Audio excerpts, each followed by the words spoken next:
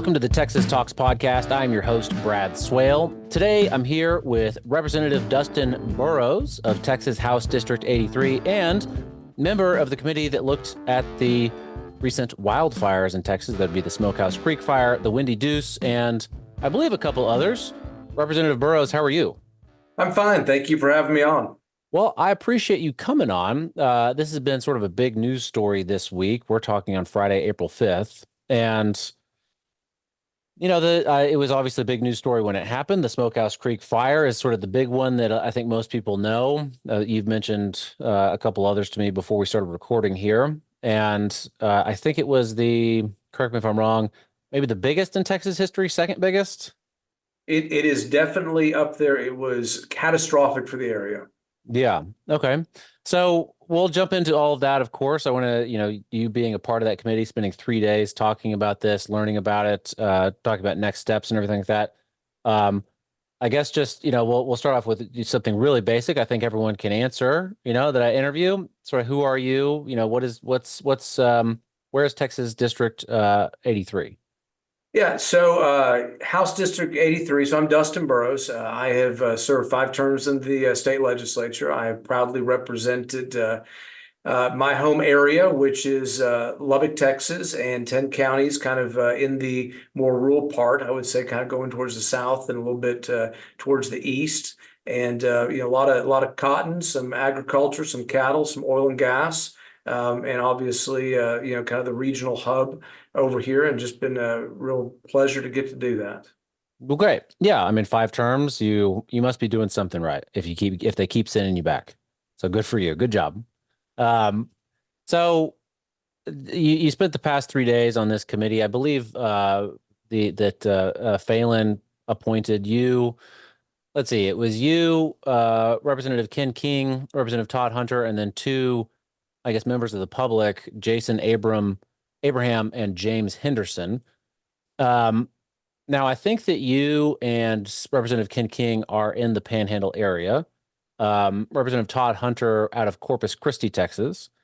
I don't know if I'm fine with anybody being on the panel so long as they're doing a good job. No, I'm not throwing any shade at anybody, but it makes sense that there was 2 Panhandle representatives. Does Representative Todd Hunter, does he serve on a committee with y'all in the House that makes more sense? Well, let me back up. Please. So from my point of view, and most of us out in this part of the state, Plainview and South is usually not considered the Panhandle.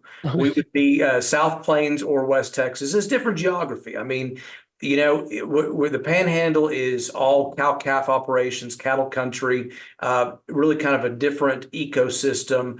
And, but obviously we share tons of neighbors, a lot of different things in common. And so, yeah, it's regionally close, but it's probably not Panhandle. The Panhandle people would probably tell you the same thing. We had some discussion about where's that dividing line, and I'm south of it. But I think I'm embarrassing myself as a city boy in Austin. My apologies. No, almost everybody else made the same assumption. But Todd Hunter is the chair of State Affairs. State Affairs deals with everything from utility companies and state issues and a lot of other things. He's also been through tons of hurricanes on the Gulf Coast. Yeah. And so we're talking about natural disasters. We're talking about prevention, recovery, the impact on it, insurance issues, things of that nature. He brings a wealth of knowledge in many of these issues would come through the committee that he chairs, which is State Affairs. So makes a lot of sense for him to be on there as well. Yeah, absolutely. I mean, I guess I'm sure Corpus Christi has seen in that area, of course, the Corpus Christi area down by the coast, they've seen plenty of disasters. So yes, that definitely makes sense. So the Smokehouse Creek, the Windy Deuce, a couple others. I don't know the names of the couple others. I apologize. I don't mean to, minimize that, but it seems like they all kind of got mixed into one big, awful disaster. So what is that happened not too long ago? This committee happened. What is some of the devastation that's been left behind? We're still trying to get our arms around it. I mean, that's one of the things. We've got a lot of facts and figures. We still have some documents coming in that we asked for. There's obviously the human impact, the loss of life, the loss of property. We heard devastation ranges from 60, 70% of, the entire county and some of the counties that actually happened. You're going to have a real issue with agriculture. The area this happened in, it is, dependent upon the cattle industry, the beef industry. And, when those fires come through, I mean, they're basically grass farmers. I think that's what they would tell you. They are growing grass to feed, cattle. And in some of these areas, it's going to be 2 to 5 years before they can put cattle back on there so they don't completely forever damage, the grass that's in the area. So you're talking about real big financial costs to them. Wildlife, it's a hunting area. There's lots of deer and turkey and others that, some of our hunters are not going to basically, some of our guides that do this for a living are not going to have anybody to go take out in the next, 2 years, maybe three, while this actually, the ecosystem kind of grows back and recovers from these fires. So there is a lot of different costs associated with it. So who are the major players in sort of figuring out how this started and what the real cost is going to be? Different state agencies, obviously the commission, you and the different representatives and the two members of the public. Who are the other players here? Well, one of the things that, we tried to, figure out is, what started the wildfires, number one, and then what did we do to contain the wildfires, and then try to get an assessment on what's going to happen to the people going forward in the future. So when we were talking about, kind of the ignition points, there had been fire investigations, this time by the Texas Forestry Service, that determined the cause related primarily to power lines. Some of those were actually on the main power lines, and some of those were where they had taken it off from the meter over to the well site for stripper wells, which are, usually owned by smaller companies, not the big oil and gas industry. And they had some real issues with that. So down power lines and bad electric wiring to going from the meter to the well site was what sparked and ignited these fires. And we did a lot of talk about, who oversees pole inspections, who oversees the electric wiring between the meter and the pump jacks, and how pervasive this problem is and has been. One of the things that I don't think people really realize is how many fires have been started up there since 2006. I think this year alone, calendar year 2024, we've had 18 different fires before these broke out. And a lot of that, some of it's been caused by just, humans, dragging chains on the road or throwing cigarette butts. But a lot of it has been, utility companies or oil and gas sites that have ignited and sparked these fires. So I did read about that, I guess, when the story first broke, that it was potentially because of a downed power line. Maybe a pole broke off, the wood was perhaps rotted or something like that. Is that the final determination that caused this? So when we're talking about the Smokehouse Creek fire, that is primarily yes. So XL Power Lines own the power line. And, they are the PUC, the Public Utilities Commission, requires that those power poles be inspected routinely. And, that's a public safety issue. That's to make sure they don't fall down and electrocute somebody or block roadways or cause fires.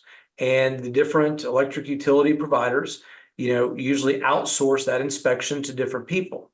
And the way they inspect wood poles is they go through and they chip off some of the debris and things, and to see how sturdy they were. And this particular power pole, they found was not integrable, that had a real issue. They found that out back in January of this year, and it was scheduled to be replaced. And so it was stood up for a couple of months.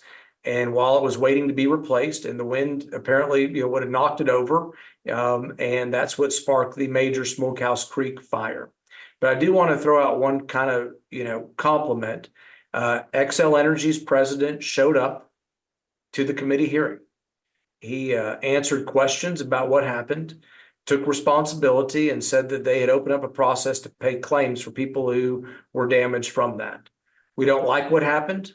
I don't like how we got here, but it is at least nice to see a company that, put out a press statement as soon as they investigated, took responsibility and started processing claims to try to do the right thing. Yeah. I mean, that is, I guess that, I mean, that was definitely going to be one of my questions. If it is determined that it is the responsibility, or it was the responsibility of the power company, um, who would be responsible? I mean, would it be the insurance? Would it be them? Would the taxpayers pony up some portion of it? That is actually somewhat refreshing. I think that, it just reminds me of the Baltimore Bridge that got knocked down, however you want to put it, recently. And, the federal government saying we're going to pay for all of the damages. And it's kind of like, well, I mean, why? It isn't that surely there's an insurance company that covers insurance for this type of stuff. So that's actually really cool that he did that. That's great. Yeah, so you ask a good question. Who's going to pay for it? I mean, so first off, again, compliments to Excel, right? In this day and age, we don't see many companies who basically show up on day one and say, look, we did it. We want to start processing claims. But ultimately, they're a public utility. And so whatever claims they pay out, there's a potential for rate hikes on the very people who were victims on there to basically cover claims. We talked to them about making sure they don't ask for, a rate increase, to help pay for this. I don't know whether they have insurance, there or not. There's also many of the ranchers who carry insurance. And so we talked to the Texas Department of Insurance about whether or not they would see premium spikes because of claims they made outside of the making claims to Excel, or whether or not some of the carriers would actually leave the region. And this was kind of an overall arching theme that I talked to, all of the different state agencies about, because it's all interconnected, is you can't get blood out of a turnip. And you've got rural Texas that you have declining populations, and you have people that, have lost everything. Yeah. And you've got, local, jurisdictions, counties and cities that spend a lot of money fighting these fires and probably realize they need no resources, and they finance that through property taxes. So they may be looking at increasing property taxes. You have insurance companies that are going to pay out claims that may be looking at rate increases on the people in the region. You have, utility rates that are set by the PUC, and you have an energy company that's paying out claims that may be looking for a rate increase to cover it. Well, you think about that vicious circle for the people who live up there. They've Yeah. just had everything taken away, but they may be facing property tax increases and, insurance increases and rate increases at the same time. So a lot of what the committee was doing was talking about these issues and trying to tell everybody, y'all need to be real careful what you do, because, we'll be in session come the beginning of January 2025, and we don't expect you to tax and rate increase these people out of the very existence that, is threatened by all of this. Yeah. I mean, I can wrap my head around the logic behind everything you just said, the rate increases to cover all of the insurance payouts, the property tax, all the different increases to pay for all of this damage and everything. But it really does seem like I can understand it. I get it. Business is business and yada yada yada. But it really does seem like if that happens, that's going to be a real slap in the face of these people, these hardworking Texans that are out there, had nothing to do with it and just lost everything. And now they're kind of getting, I guess once over, twice over. They're getting bent over backwards. Yeah, I mean they're going to pay for their own damages that they didn't cause at the end of the day. So that was really part of what the committee was really focused on. And I really appreciate all of the attention paid over the last 3 days by the media and people from state agencies and everybody. The hearings were in Pampa. And I told you that I'm just below the Panhandle dividing line, but we have a kindred spirit with them in the sense that I think this part of the state often feels overlooked. We do a lot for oil and gas. We do a lot for cotton. We do a lot for, the beef and agricultural industry that's, is a real economic boon to the state. But when things happen out here, we don't usually, get a lot of attention. And we don't really need a lot of attention. We don't ask for it. But this is the impact on this to the families and the industry is significant. It is impactful, and it was really meaningful, I think, for the people there to know that, not only did we have the hearings there and we talked about these, but we intend to actually carry through with legislation and oversight into the next session to try to protect them for the reasons we just talked about. Yeah. So, I mean, was the response pretty positive? I mean, how confident are you that that protection will occur? Yeah, so the response from the community was great. Yeah. People didn't come there to air their grievances. I mean, and they could have, right? I mean, they could have there with a laundry list of things that they were, upset by. They talked about the things that they saw that went right, and there was a lot of it, and things that they saw that they didn't like the response, but they also came with solutions, and that's what I love about West Texas is we don't really get the opportunity to just sit there and complain about things. We got to figure out what we're actually going to do about it. And so you saw the community there, but you also saw the agencies. I think their eyes were opened to some of the things that had been going on that allowed for this situation to take place. And the response on the ground, I think that you're going to see new things happening, and hopefully they're going to take better care of some of the issues and lines, especially to the oil wells that maybe had not been inspected for a long time. Yeah. So you've mentioned I think a couple times sort of all of the industry that goes on there, agricultural, whether it be cotton or cattle or other hunting, whatever, ranch and all sorts of stuff, right? Yeah. I personally am a very heavy meat eater. I try to buy Texas beef whenever I can. Uh, what is that going to look like in the future? Me as just a regular person, again, just a city boy down in Austin. Um, I I don't know. Is that gonna are my beef prices are they probably gonna go up? What happened to all the beef? Are the cattle? How many died? Are they where did they get moved to somewhere else? What happened? Yeah, I don't want to quote you any numbers about the loss of cattle because we're Sure. still getting all of that, there, but it was devastating. And this is, the area that supplies, beef for the state and the nation. It's just incredible what goes on up there. But we've lost tons of cattle, tons of grazing land, things of that nature, and it's a seller's market right now. And that means, the price of, cows has gone up, and you're going to see that when you go to a steakhouse or you go to the local grocery store to buy a steak or a burger. I expect that you're going to see price increases through there. I mean, what happens up here is going to affect it. And I'm sympathetic. Inflation has been, heavy on most families, in this state over the last few years, but you're going to see that in the beef industry as well because of this and other factors. Yeah. So the when it comes to the cost of all of this, not necessarily dollars and cents. I mean, that's important, obviously. The loss of cattle, loss of animal, loss of livelihood is important as well. Were there human lives lost? Was there property? I'm sure I mean, other than just like the land, Yeah. home, stuff like that, livelihoods.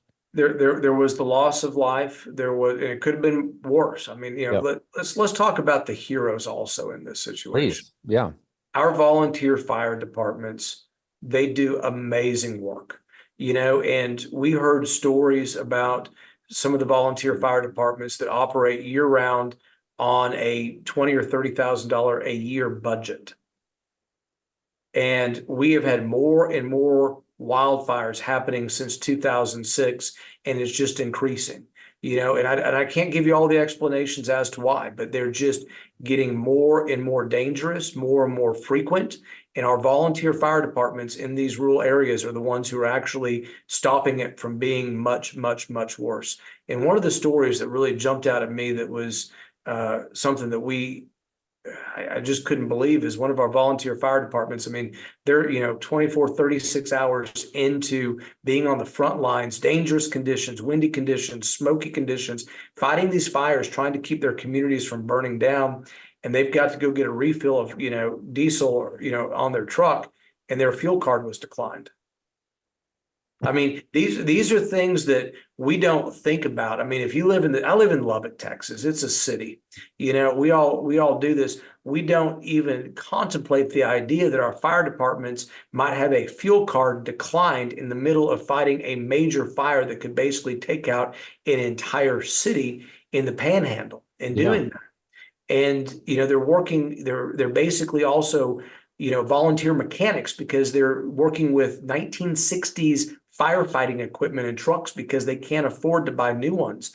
and they're having to basically, do welding and things to keep them up. You can't find tires to fit 1960s, trucks and fire trucks are having to patch them and things of that nature. So these are the guys that made sure that, these are the departments that made sure this was not worse. And, that's really one of those things that we have to have a real conversation about is if we don't want these fires to get worse, what are we going to do to make sure that we have some funding flowing into our volunteer fire departments so they can just pay for the gasoline in their trucks? Yeah, at the very least, some gasoline. That seems like an easy ask. Is that something that would come from the state coffers, or is that more of a local thing, encouraging local county governments or city, whatever town, uh, diverting more funding to that, or is that going to be a state thing? Maybe Well, both. in an ideal world, these are set up to be, local volunteer fire departments. But, you go back to you can't get blood out of a turnip. Sure. You've got populations that are declining. So you have a smaller property tax base. You have a property tax base that just got burnt up that you can't tax. You got people that are going to be looking at more rates they have to pay for both insurance and electricity. So yeah, you'd love to say that, maybe the locals can figure it out, but I don't know where I don't think it's practically conceivable. Yeah. There are some grant funding that is out there for volunteer fire departments from the state. Unfortunately, what we are learning and finding out is there is a point system that means our small rural fire departments aren't getting any of it. It's going to larger areas. And so we're going to have to take a hard look. And look, the committee is still coming up with its recommendation. So I don't want to jump the Sure. gun. But my expectation is, this legislative session, there's going to be several conversations about how do we make sure that if we expect our rural fire departments to save cities, to save an entire agriculture and cattle industry, how are we going to make sure they have the equipment and just a little bit of funding they need to get things done? They're not looking for, salary increases. They're not looking for retirement plans. They're not looking for other things. They're just looking for, a little bit to be able to do the job that basically impacts the entire rest of the state. And just as an aside, that fire department that talked about their fuel card being declined said they operated on a $24,000 to $25,000 budget a year, and $17,000 that went to pay insurance premiums for workers' compensation to make sure if their people go down that they, have something there. I'm glad that you brought up the insurance again because I had a question about that and it just popped back in my mind. So I appreciate that. But just to wrap up this one part of the conversation, I mean, I with the budget surpluses that we've been seeing at the Texas State, I mean, I would not. I think this is a noble cause for some of that budget surplus to go to. I think that would be. I don't know very many Texans that would balk at that, right? I think that would be a good use of that money. Um, so. The insurance premiums, it seems like across the board, no matter where you are skyrocketing. I know in Austin, because of the risk of wildfire, I've heard that people are, that are having trouble getting insurance. And so I can only imagine what's going to happen up there. Is that, how can these people, we're talking about volunteer firefighters, we're talking about people that are not, they're it seems like they're doing well. They are self-sufficient. They do a lot of things that I wish I could do, but don't know how. Um, I mean, how much is that? I mean, I don't know what the state could do to step in on insurance premiums, if anything, but that seems like that could get them. Well, it's a good question, and that's why we brought the Texas Department of Insurance to talk to them. We're hearing about policies that are being written in other parts of the country that exclude wind, hail, and fire. That, So those are seems like sometimes big things you want insurance for. So sometimes you're finding that maybe they don't raise your premiums, they just exclude everything in the fine print that you might want insurance for when it's a rainy day, no pun really intended on that. Yeah. So, we raised all of these to the state agency's attention, and they regulate, many of the insurance policies in the regulated market side. And we said, guys, y'all better start paying attention. Now we have standing committees that look at insurance. We have a standing agency that deals with insurance. So I expect this conversation to continue. But what I asked the Texas Department of Insurance is I said, you guys have some homework for me. I said, I want y'all to sit down put pen to paper and give me some recommendations as to what we can do to make sure that the people in the Panhandle are still able to access meaningful policies of insurance at a affordable rate. What do we need to do? So rather than me sitting down there after 3 days of testimony, trying to come up with a concept, which is a dangerous thing, I asked the state agency in charge of this to give me some recommendations and some cost benefit analysis. And I can't tell you if we're going to do it or not, but we need to take a hard look at what those options are and to, decide, is that something that we need to be, we need to measure it and debate it. Yeah. I mean, Texas still has the rainy day fund, as far as I'm aware. Is this something that could, the rainy day fund, isn't this something the rainy day fund was sort of set up for, to help in these sort of disasters, just in case? Yeah, I think that it's very potential, but you're also looking at a budget surplus next session. We've had a hot economy of $20 billion, maybe 15, maybe 25, but somewhere in the ballpark, not as much as last session, but certainly, excuse me, Okay. a sizable budget surplus. We're going to return a significant amount to the property taxpayers, but some of this is going to go towards long-term investments. And so I think this will be part of that conversation too. Yeah. So as far as fighting these fires in the future, obviously helping those volunteer fire departments, get the funding that they need, the equipment that they need, so that they're not, so their credit card's not being declined at the pump. Um, as far as I'm aware, I think one suggestion that's been floated out there, either in the media or in the committee or both, is setting up a state-owned wildfire air support assets, which I know California, where I know Texas doesn't always like to follow California's lead, but in this case, they are very experienced in wildfires, and maybe that's something that we should look at. Yeah, so we've been there for 3 days, and this was really the topic and a big topic of the first day of discussions. We think that the fires could have been contained earlier with the use and effective use of aircraft. And what we found is that we contract through the federal government to have airplanes available and on call when we need them. Mm-hmm. Unfortunately, the people making the decisions at more the Fed level said, well, wildfire season in California is not till March or April. Okay. So we didn't have the aircraft available when we needed it. And even when we did, apparently you got to make phone calls to Atlanta, who then calls Boise, and then they make the decision to bring up the aircraft that are on contract and standby. And so I think the feeling amongst many is we missed a good, 12 to 36 hours of containment at a really critical time by not having aircraft there to do some of the jobs that we couldn't do, on the ground. So we currently, and I may get these numbers wrong, we're currently under contract to have 60 to 80 aircraft available throughout the state. This is not just Panhandle, Sure. for fires and other things, when we need them.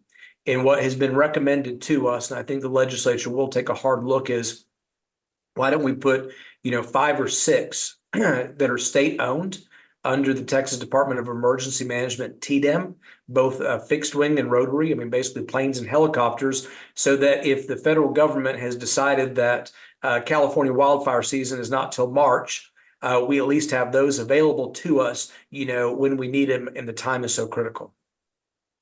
Remind me, did these fires start? These happened in what, February, January, February? Yeah. And so when we have the contract to use these in case of an emergency, we have a wildfire, we have this contract for 80 some odd aircraft. And the response was, no, we can't do that because next month is when California's wildfire season starts. I just want to make sure that I fully grasp the weight of what you said. Well, yeah, and let me kind of break it. Let me unpackage it just a little bit. So first off, we have asked this is an investigatory committee, right? Okay. So we've investigated. We've asked for a copy of that contract and are trying to obtain it and go through it and fully understand what it is. The airplanes are supposed to be available all year round, right? Yeah.